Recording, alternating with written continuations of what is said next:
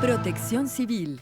Es miércoles y tenemos una edición más de C7 Protección Civil. Muchísimas gracias a todos ustedes por acompañarnos a través de la multiplataforma de C7 Jalisco, a través del internet, de la radio y de la televisión. Estamos pues acompañados el día de hoy por la Unidad Estatal de Protección Civil. ¿Y de qué vamos a hablar? De los riesgos geológicos, vamos a hablar de temblores, deslizamientos, hundimientos, etcétera, una cantidad de fenómenos naturales y más adelante otros fenómenos que son en mucho provocados por la mano del hombre. Pero para empezar a hablar de precisamente los que son provocados por la misma composición de nuestro territorio nacional, de nuestro territorio aquí en Jalisco, está con nosotros Carlos Suárez Plasencia, de la Jefatura Científica de la Unidad Estatal de Protección Civil y Bomberos del Estado de Jalisco.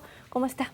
Muy bien, muchas gracias. Pues con un gusto tenerlo nuevamente. La vez pasada nos picamos con los volcanes. Con los volcanes del Colima. Ajá. Un tema bien interesante que vamos a hablarlo más adelante, sin duda.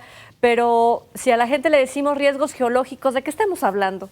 Los riesgos geológicos son todos aquellos que se generan por la dinámica del planeta Tierra. O sea, todo el movimiento que genera la Tierra se conoce como peligros geológicos y se subdividen en varios tipos, empezando por los más simples, se puede decir, que son los hundimientos, los agrietamientos del suelo, lo que son los deslizamientos de tierra, y luego ya entramos a algo más complejo, que ya son los sismos, los tsunamis, los volcanes. Entonces, ese es el grupo general de lo que se conoce como peligros o agentes perturbadores de tipo geológico. Que eso manifiestan lo vivo que está el planeta, es así como lo desciframos. Exactamente, o sea, a la hora de dinámica del planeta, indica que nuestro planeta está vivo. Al momento que tenemos calor interno del planeta, que tenemos un núcleo caliente, un manto caliente, eso genera corrientes de energía, movimiento de calor en el interior del planeta, que se traduce en movimiento de la superficie del planeta. Y eso indica que nuestro planeta está vivo y nosotros, como población, al momento que nos ponemos donde se manifiesta ese tipo de fenómenos, pues generamos un riesgo para la población. Estamos hablando de que este planeta, al momento que tiene todavía esta cantidad de calor, está cada vez siendo menos, o sea, sí va a llegar un momento en que no va a haber. Digo, sí. Estamos hablando de millones y millones de años. Estamos hablando de millones de años. Recordemos que la roca, o las piedras, como decimos, son muy malas conductoras de calor.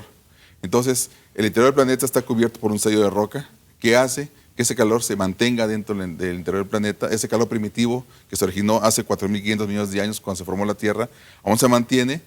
Y también, aparte de reacciones químicas, reacciones de elementos radioactivos que generan ese calor que siga manteniéndose. Y mientras siga ese calor, nuestro planeta va a seguir manifestando este tipo de problemas geológicos en diferentes puntos de la Tierra. Por ejemplo, los hundimientos. ¿Qué son los hundimientos? Los hundimientos bueno, aquí se dan por varios factores. Uno puede ser por fallas o fracturas geológicas y otro por movimientos o combinación de fallas y fracturas con movimiento de agua subterránea. El caso más típico, mucha gente lo recuerda aquí en Jalisco, fue lo de Nestipac, hace unos 5 o 6 años, en la cual simplemente la tierra se abrió. La gente dice que se hacen las abras. Y esto es un fenómeno muy recurrente, por ejemplo, en la zona de Chapala, Jocotepec, en la zona de Zacualco, Ciudad Guzmán, todos esos valles, grandes valles que conocen como graben tectónico, donde abundan las arcillas, el suelo es arcilloso, tenemos este tipo de problemática. ¿Qué significa que como mucha piedrita? O sea, no, arcilla es el lodo con que hacen el barro.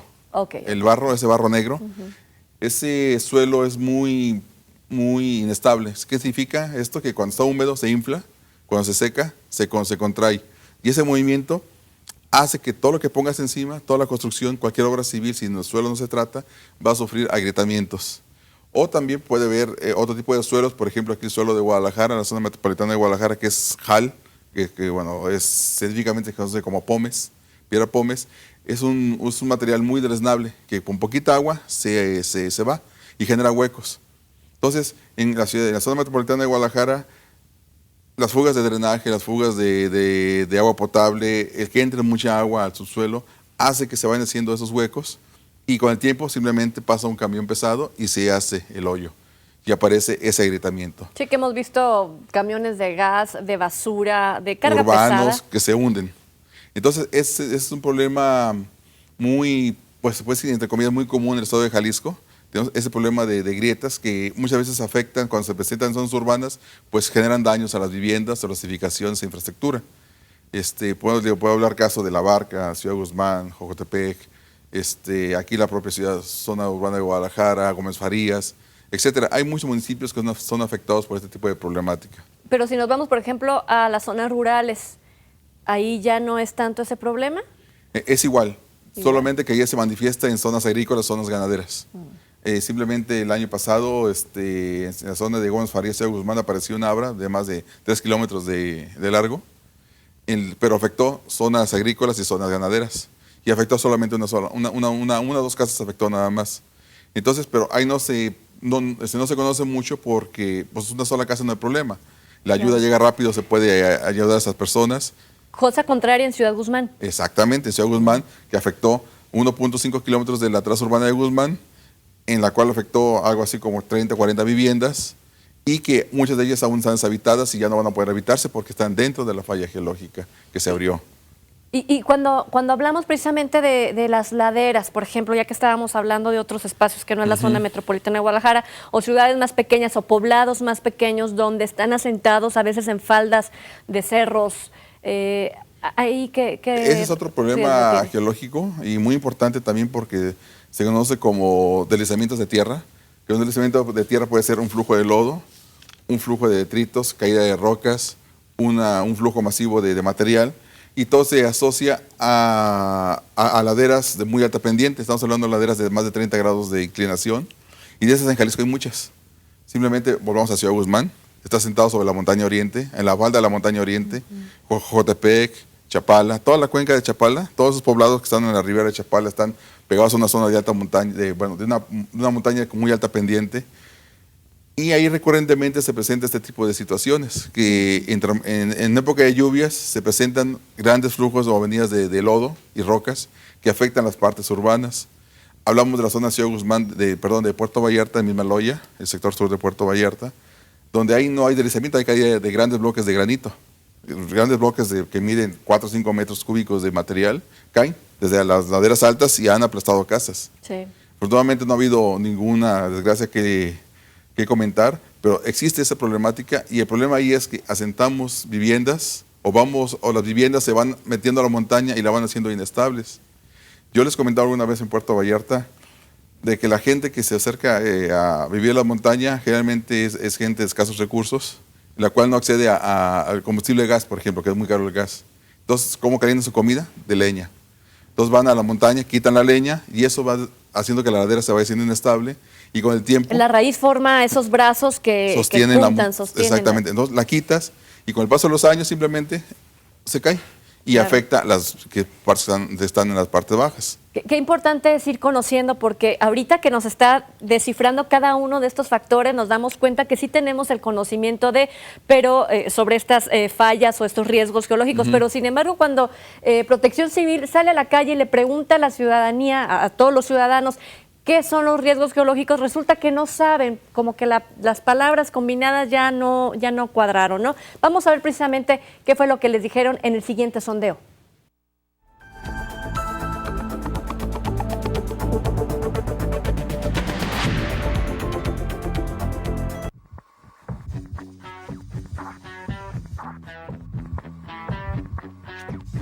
Pues no tengo mucha idea de qué son. ¿Fenómenos? No, los pues, riesgos geológicos. no, pues la verdad no. Cuando tiembla, ¿Usted sabe qué son los fenómenos geológicos? no. No.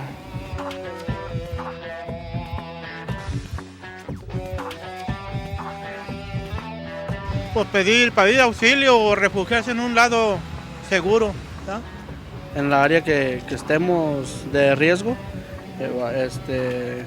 evacuar pues afuera en un punto de reunión, me imagino, ¿no? Pues ponerme en una parte estratégica para no correr peligro y a la vez avisarle a las demás personas, ¿verdad? Que me sigan, pues, ¿verdad? Para que no corra peligro tampoco. Sí, permanecer la calma y seguir las rutas de evacuación.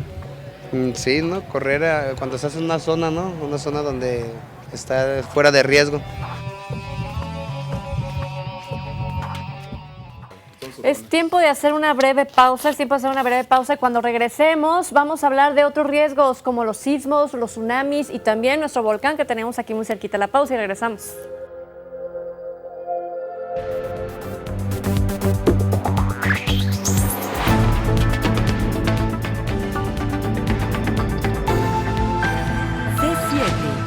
Protección Civil.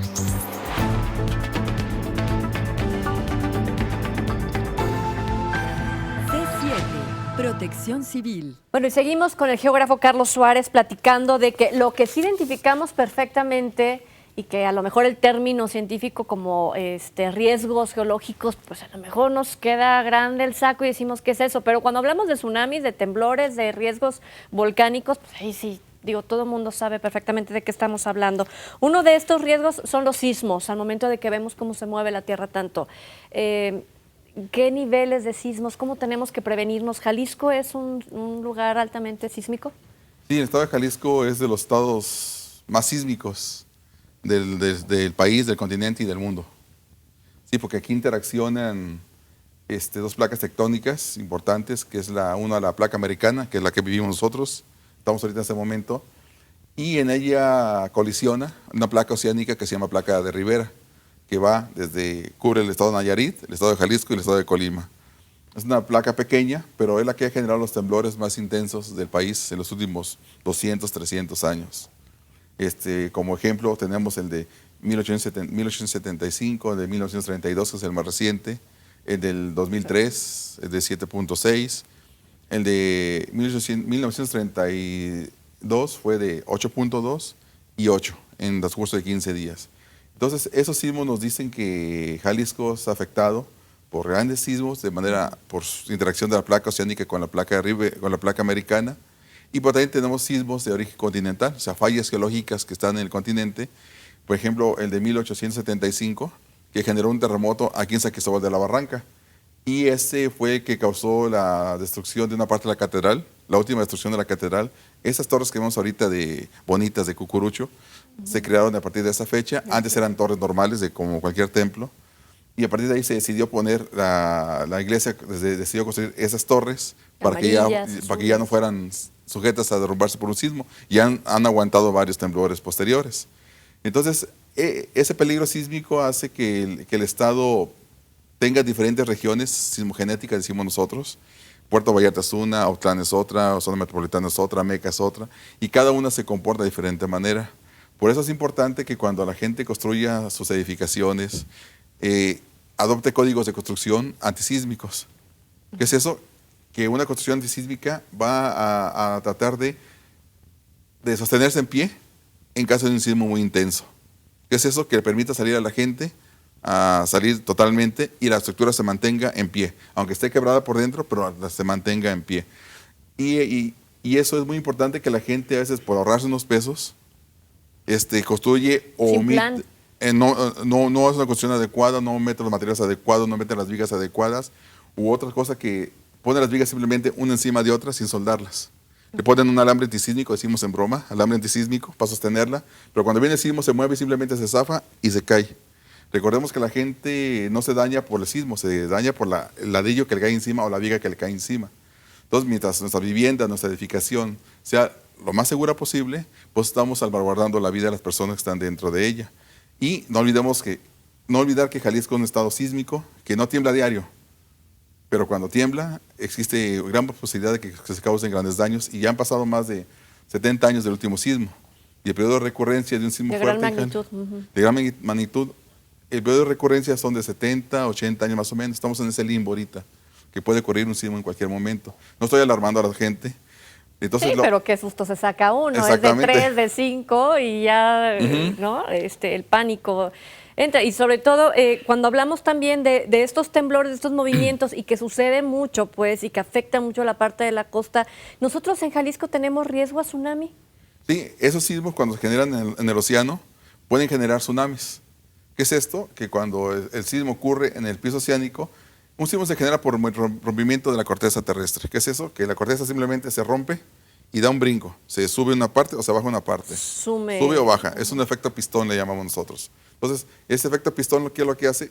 Si sube o baja, mueve todo el cuerpo de agua y hace que se genere una ola. ¿Hasta de qué? ¿Cuántos metros? Porque ahorita estamos viendo en pantalla, para las personas que nos escuchan a través de la radio, estamos viendo cómo las olas en completa actividad, con una espuma blanca, invaden pues este pedacito de tierra, Tierra. llegando hasta el otro lado de esta laguna, ¿no? Porque ya esta parte de aquí ya no es parte del mar, ¿no? Y completamente lo arrasó. Sí, aquí en Jalisco los tsunamis del 32, fue el último tsunami, el 32, en el 95 hubo otro tsunami que afectó la costa sur de Jalisco.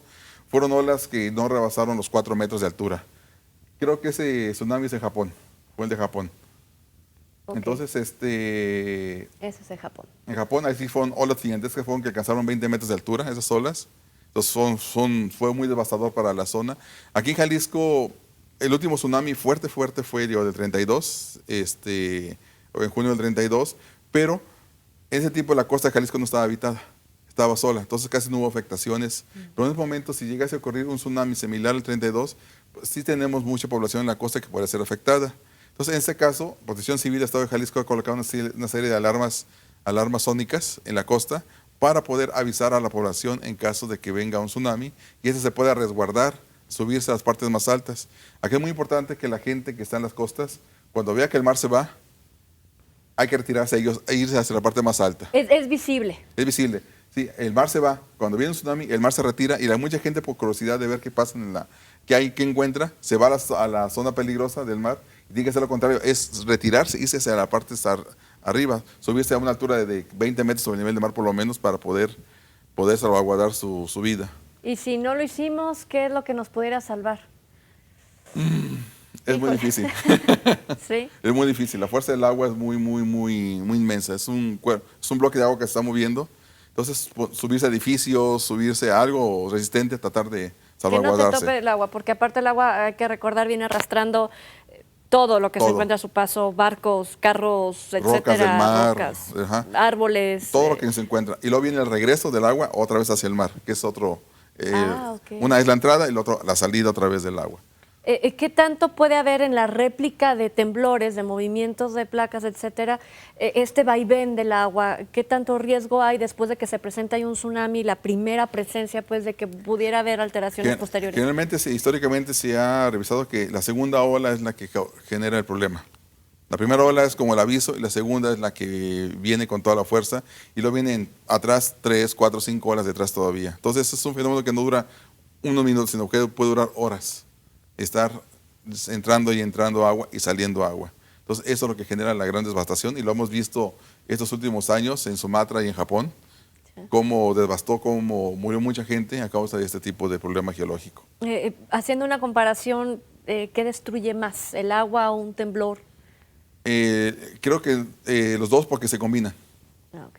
Cuando sucede, pues, cuando en la sucede parte un de tsunami, costa. bueno, los tsunamis se pueden dividir en locales y regionales. Locales, el local te afecta el temblor y luego el tsunami.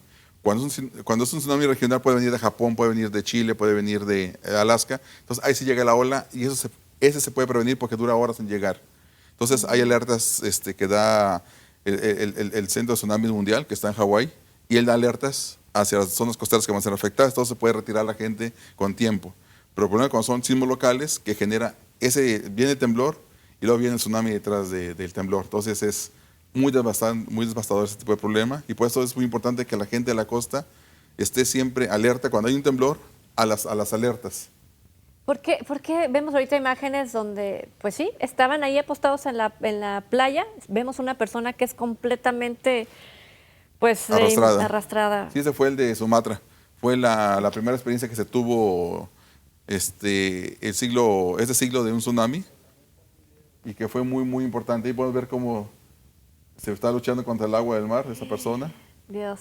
Pero es un elemento muy devastador en las costas. Ay, ojalá pudieran las personas que nos escuchan a través de la radio ver cómo se lo está llevando. Literal, se está llevando a una persona la fuerza del agua y es que, bueno, el mayor consejo es hay que tenerle miedo a los fenómenos naturales. O miedo no, pero sí saber que hay un riesgo latente. Como puede haber un riesgo con la presencia de volcanes y lo volvemos a repetir, ya habíamos hablado del Colima.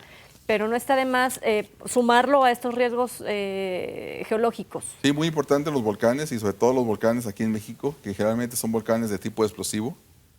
¿Eso qué es? Que en un momento dado de su actividad va a tener una gran explosión. Ahorita, por ejemplo, hablando del Colima, ahorita el volcán Colima está en una etapa de fusión de lava, de emisión de pura lava.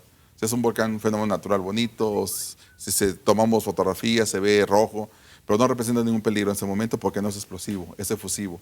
En el momento que cambia un tipo explosivo, entonces vamos a tener ese tipo de problemas, igual que Popocatépetl en la Ciudad de México. Que continúa pues con su Continúa su actividad actividad entre el Colima y el Popo. Nos tienen al país, y bueno, esas regiones del país en ascuas, porque se está monitoreando, pero el momento que cambie esa actividad efusiva o explosiva puede generar un riesgo para la población del entorno y zonas más alejadas.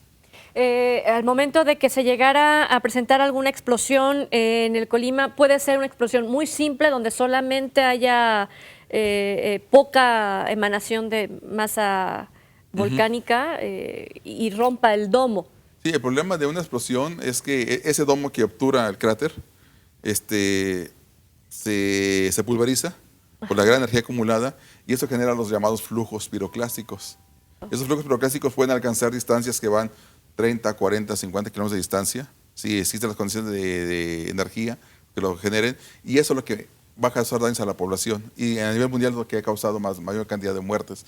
Lo acabamos de ver en Japón hace unas semanas. Pues en Hawái también. En Hawái, por ejemplo, ahorita en Hawái tenemos un gran importante volumen de lava que se está emitiendo y está devastando un montón de zonas urbanas. Sí, casas incendiadas que campos se quedaron. cultivo. Sí.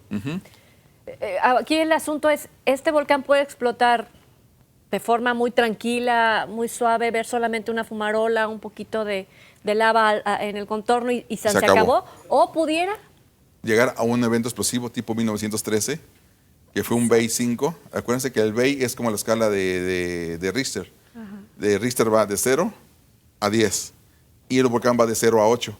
Y el Colima en 1913 tuvo una de 5. O sea, estaba a 3 de tener una mayor explosividad, que fue el Krakatoa, que fue el Tambora, pero que podemos tener ese tipo de explosiones y que, vuelvo a repetir, la gente del entorno debe estar en alerta o atención a los avisos que emite Protección Civil.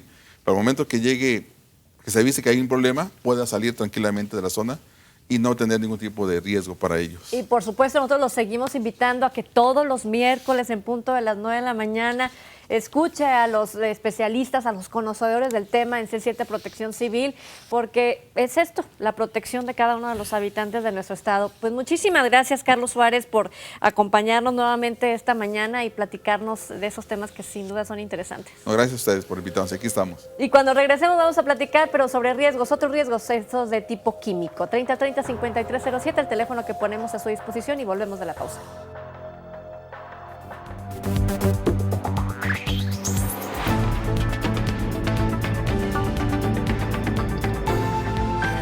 C7, Protección Civil.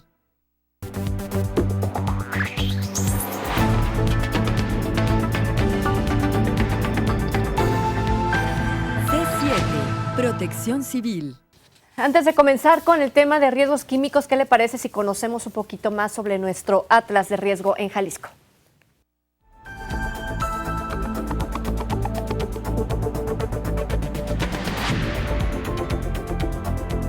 Un Atlas Estatal de Riesgos es un sistema de consulta que presenta la información y localización de los fenómenos perturbadores geológicos, hidrometeorológicos, químicos, sanitarios y socioorganizativos en el estado de Jalisco. En el Atlas de Riesgo podemos encontrar estudios especializados sobre zonas que ya se tienen algún historial que nos permita identificar riesgos importantes, como los geológicos, grietas, hundimientos, la sismicidad, etcétera, o los hidrometeorológicos, como ya todos sabemos, las inundaciones, los ciclones tropicales, etcétera. La información que actualmente se encuentra en el Atlas Estatal de Riesgos fue integrada por oficiales de la Unidad Estatal de Protección Civil y Bomberos en coordinación con personal de la Universidad de Guadalajara. Sin embargo, con la finalidad de mantener actualizada la información, es importante que cada municipio realice estudios en cada una de sus regiones para identificar los riesgos locales a los que están expuestos. Bien, cada municipio tiene que tener su atlas municipal, es a escala más local, la cual le permitirá tener todos estos peligros identificados y proyectarlos a una probabilidad de riesgo. Y es importante que se tengan estos 125 atlas para constituir o ayudar alimentar este Atlas Estatal de Riesgos. Si a usted le interesa conocer más sobre el Atlas Estatal de Riesgos, lo invitamos a accesar a la página de internet www.citel.gov.mx del Instituto de Información Estadística y Geográfica del Estado de Jalisco. Para C7 Protección Civil, Jacqueline Trejo. Bueno, vamos a seguir con estos riesgos ahora químicos y está con nosotros para platicar el tema el químico Leonardo Palomino Porras. Él es profesionista, especialista para inspecciones de la Unidad Estatal de Protección Civil y Bomberos. Muchísimas gracias por atender esta invitación. Muy buenos días. Buenos días, igualmente. Pues, ¿qué son los riesgos químicos? Mira, básicamente el riesgo químico es cualquier evento o calamidad en la que incluye alguna sustancia que genere una reacción, ya sea a nivel molecular o nuclear.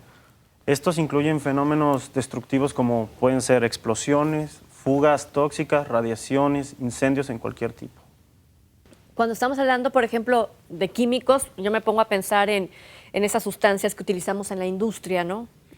Pero me dice que también un incendio forestal. Sí, un incendio forestal porque también se genera de acuerdo a una reacción, que es lo que estamos buscando, como es el tetraedro del fuego, en el que se cumple que cuente con oxígeno, material combustible, que tenga una reacción en cadena y calor.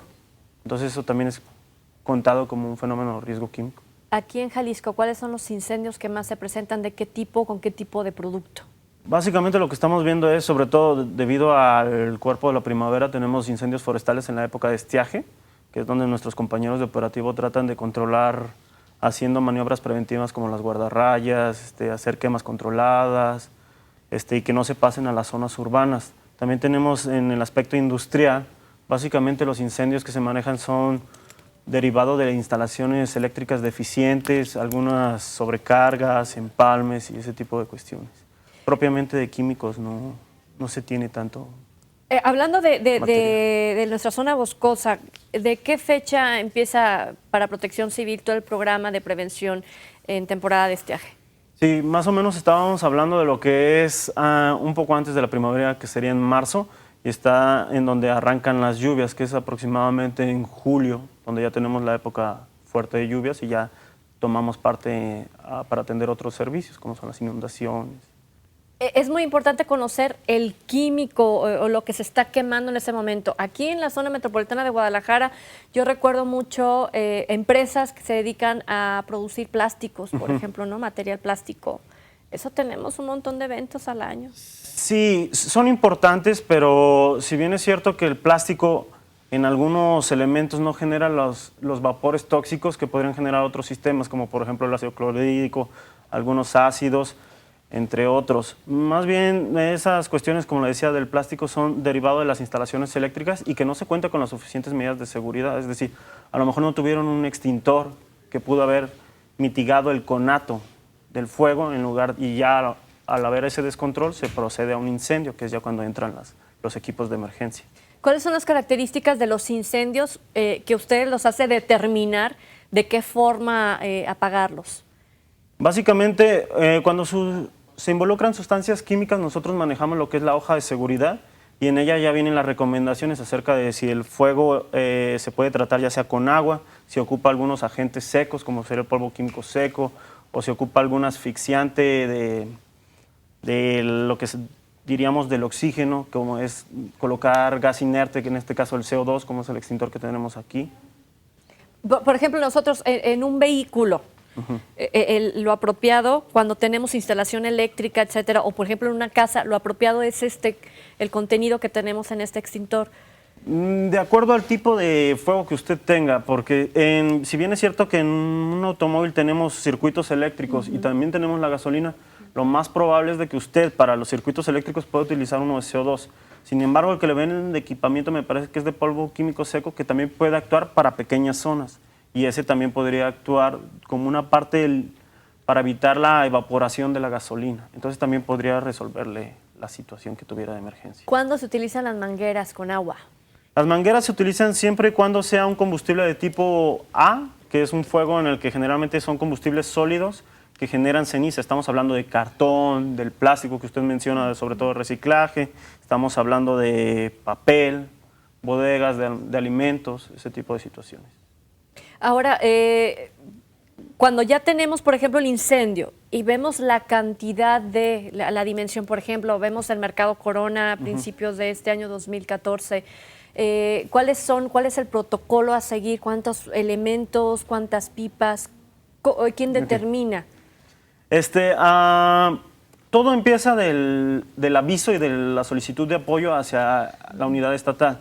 De ahí se designa por parte del comandante operativo el equipo que haya. Generalmente utilizamos una motobomba con 2 vehículos de emergencia que ya sea que tienen de primer servicio, los cuales tienen pequeño equipamiento para, en algún caso, retirar, por ejemplo, material combustible.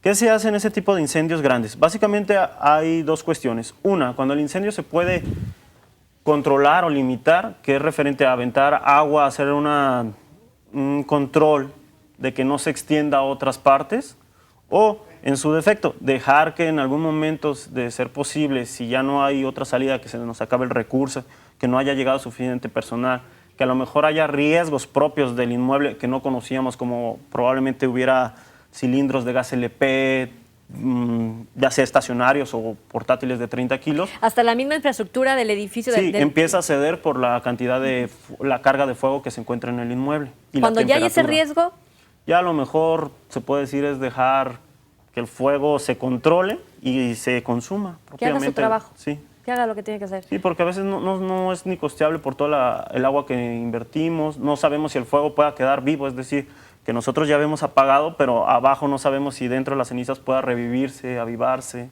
Hay que dejar. Entonces requiere... ¿Cómo saben ustedes que ya se acabó, que ya no hay riesgo? Por ejemplo, el color del humo indica mucho. Sí, bueno, pero también el color del humo indica mucho acerca de qué material puede ser. Generalmente el humo negro o más denso es de materia orgánica, es decir, volvemos a lo mismo, la naturaleza, estamos hablando de combustibles sólidos. Ya cuando es un humo más blanco, más claro, estamos hablando de productos como hidrocarburos, de sustancias químicas que requieran un manejo especial. Aquí que estamos viendo, por ejemplo, las personas que nos escuchan a través de la radio, cuando tenemos lamentablemente fenómenos en la vía pública, por ejemplo, un vehículo. El día de ayer, de hecho, el día de ayer tuvimos una emergencia en la colonia de Santa Tere, donde un transformador de la Comisión Federal de Electricidad comenzó a echar chispas y después de esto provocó el incendio sobre 2 vehículos. 2 vehículos en la vía pública que quedaron completamente calcinados. Es lo que estamos viendo nosotros, por ejemplo, también ahorita una serie de tanques de gas, ¿no? Sí, parecen tanques de gas, contenedores. Generalmente, por ejemplo, volviendo a hablar acerca de cómo uno apaga un fuego, en ese caso que son transformadores, el incendio o el tipo de fuego se clasifica como D, como C, que en este caso es el incendio de un producto o de un material con energía o energizado, que en este caso para ese nos sirve generalmente el de CO2, que es el cual pudo haber mitigado.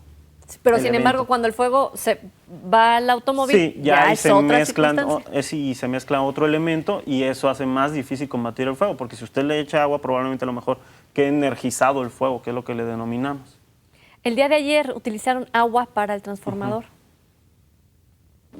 Generalmente, no estuve yo en ese caso, pero generalmente los transformadores también cuentan con sus propios sistemas de seguridad en cuanto a no permitir que se energice la estructura por el exterior. Es decir, usted puede probablemente tocar el transformador, no es recomendable, pero puede tocarlo y no hay un evento, a menos de que el transformador pierda todos sus aislantes eléctricos, pierda algunas condiciones de seguridad que permita que la tapa esté abierta, es decir, hay muchas situaciones que se trata de mitigar el riesgo y no generar otro más. ¿Qué es lo más recomendable en ese caso? En ese caso lo más recomendable ¿Con qué se apaga un transformador? Me parece, y por lo que comentan mis compañeros de operativo, generalmente lo que utilizamos nosotros es productos secos.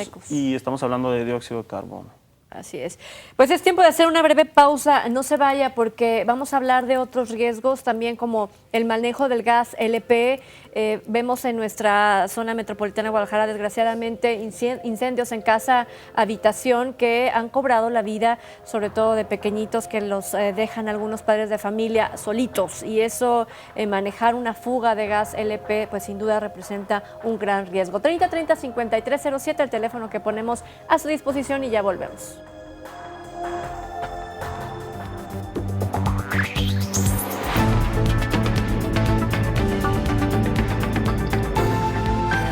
C7, Protección Civil.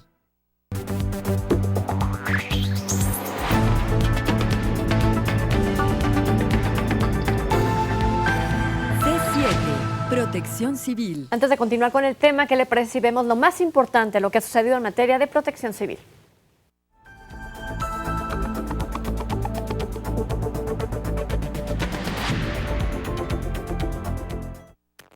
El pasado 7 de noviembre, el presidente Enrique Peña Nieto dio a conocer el Plan MX, el cual es una herramienta para coordinar y articular la respuesta de todas las instancias del Gobierno de la República ante una emergencia.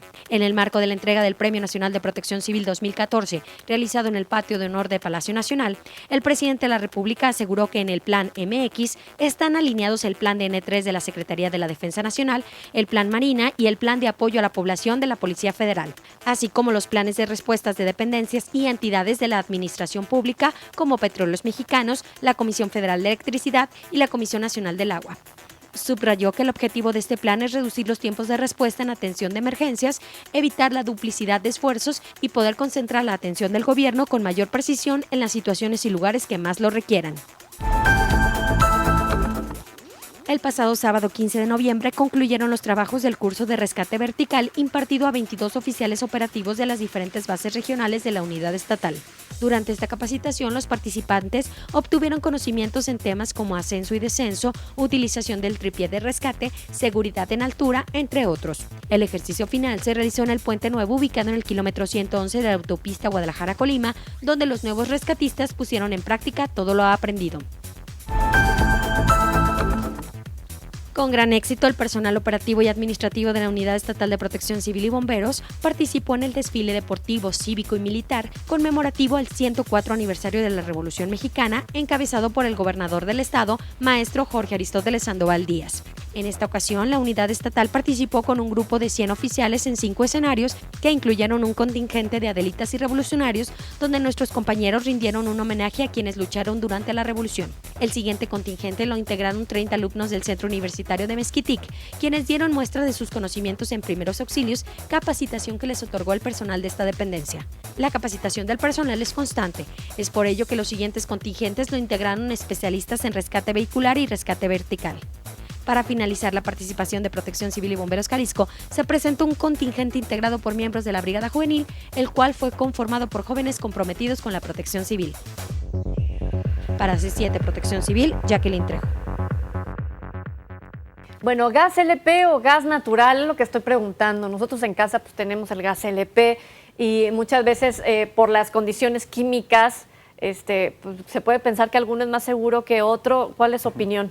Sí, mire, propiamente los dos llevan riesgos, sin embargo, como le comentaba fuera del aire, hay algunas particularidades que nos ayudan tanto a la hora de la atención de la emergencia como en el mantenimiento.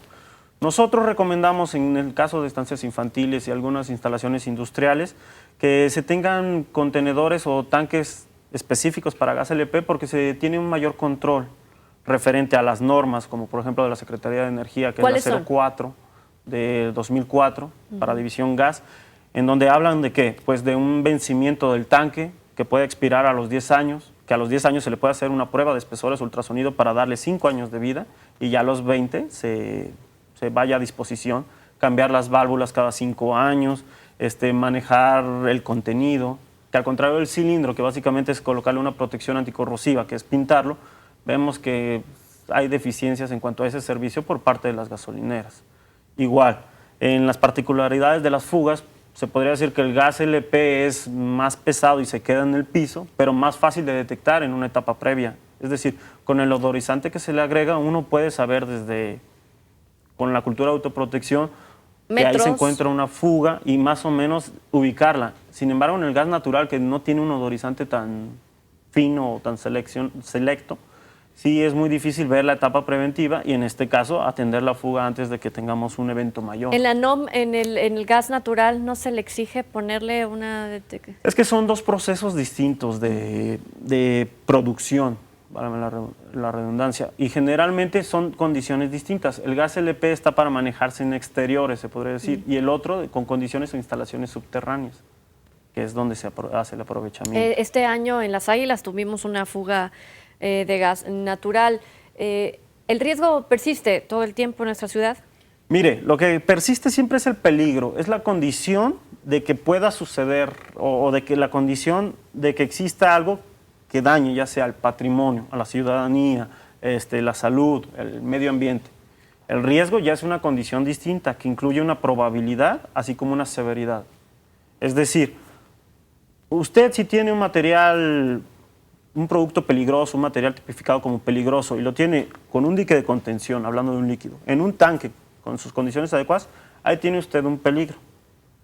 Cuando usted tiene falta de mantenimiento o se vence alguno de los sistemas o el dique resulta que está conectado a lo mejor al drenaje, ahí ya hay un riesgo.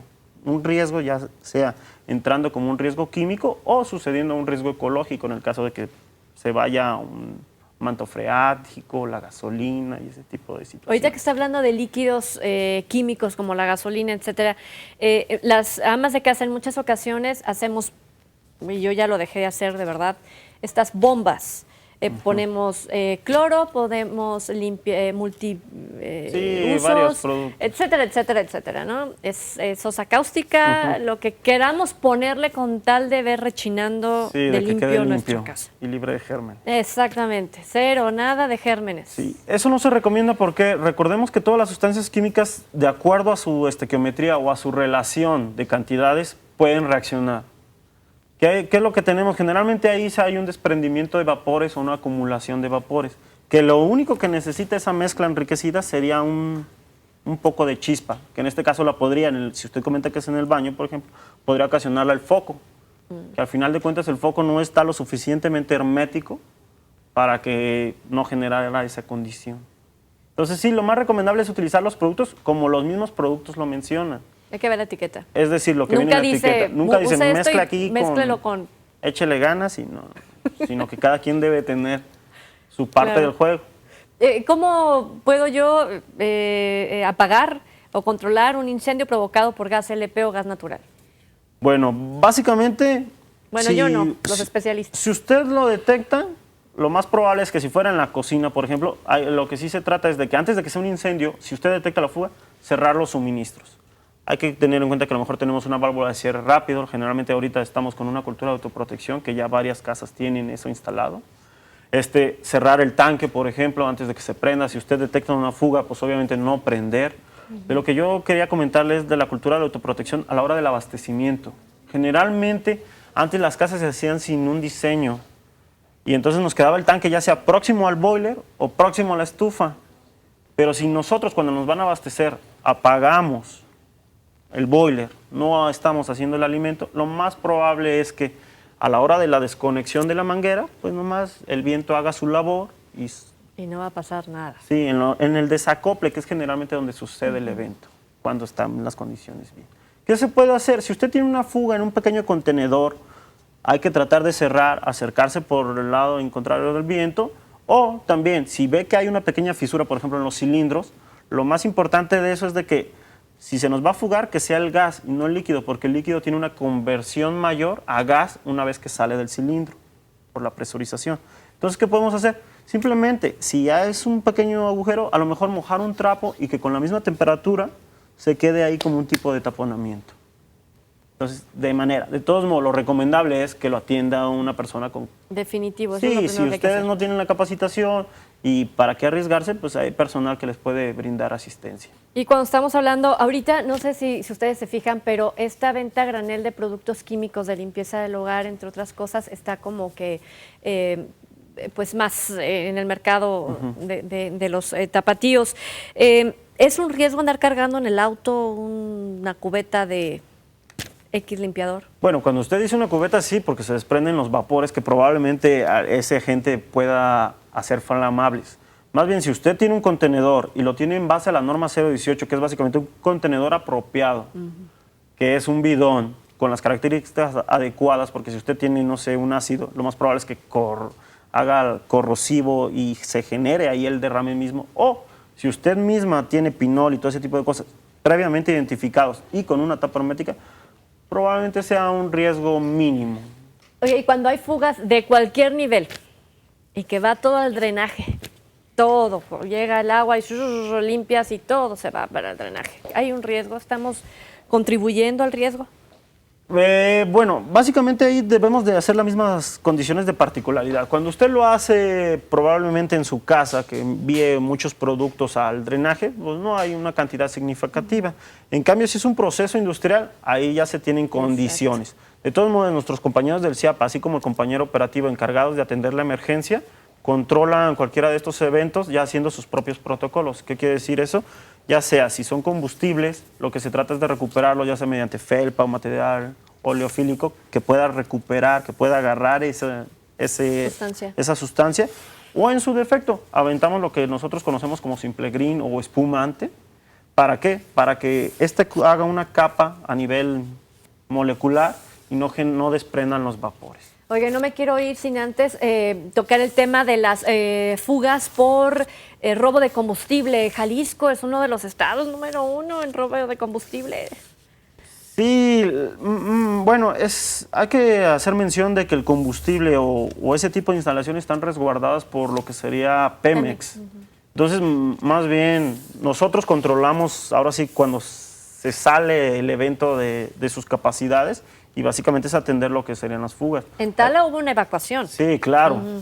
Eso por lo mismo, de que no sabemos qué tanta capacidad pueda generarse después de la atmósfera explosiva, las condiciones, desde hace cuánto se haya derramado, y distintas situaciones que... ¿Cómo controlan esas fugas? Básicamente, lo que se hace es, ya sea cortas el suministro de una de las válvulas más cercanas, que en este caso, pues al ser un gasoducto es tremendo. De todos modos, la presión, lo que se hace es, ahora sí, como le decía, una quema controlada. Es decir, nada más tratar de que no se nos expanda y no que se apague propiamente, porque si no nos generaría una atmósfera explosiva que caería en una evacuación todavía mayor, ya que no tenemos control en ese aspecto. Recomendación antes de irnos, por favor, oficial Leonardo. Pues hay que estar atentos, hay que tener la percepción del riesgo, tratar de no mezclar químicos y básicamente confiar en sus autoridades de que la atención a la emergencia se hará conforme los protocolos y las actualizaciones correspondientes. Y sobre todo las empresas, esos que tienen la responsabilidad en mayor escala. Sí, claro. 3675-3060, el teléfono de Protección Civil para correcto. Capacitación. Sí, también. Completamente gratuito. En algunas ocasiones hay unas cuotas de recuperación por obvias razones, en caso de la empresa, por supuesto, de que se trate, pero usted en su colonia puede hacer brigadas comunitarias. Sí, es brigadas muy importante. comunitarias, es muy importante.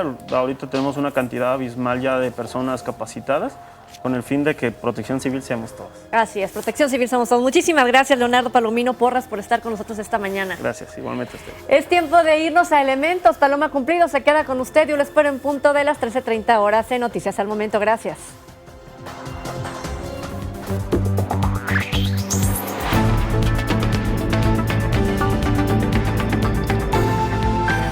C7, Protección